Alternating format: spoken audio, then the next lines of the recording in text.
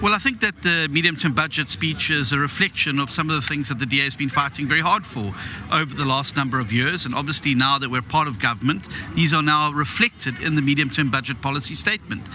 Things like getting debt under control, things like ensuring we move from consumption spending to investment spending, the structural reforms to the economy, debt anchors to move us towards having a 70% debt to GDP ratio by 2030. These are all things the DA has been fighting for. And I think that if we're able to stick to this plan, if we're able to ensure that we hold to it, I believe that it is the right remedy for the ills that South Africa is facing. The GNU is not just about sentiment, it's about real, genuine structural reforms on the ground.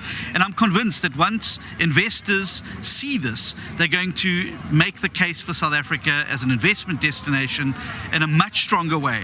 If we can attract foreign direct investment in bigger numbers, if we can get local investment that's currently sitting in banks and other funds actually invested in the economy, we can start to see the growth that will be the rising tide that lifts all boats, but particularly for the poor and the unemployed.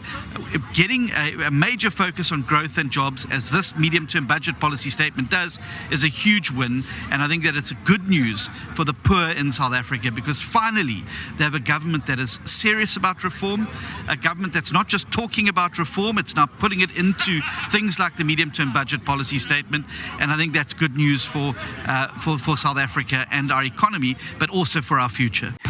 DA at work, rescuing South Africa.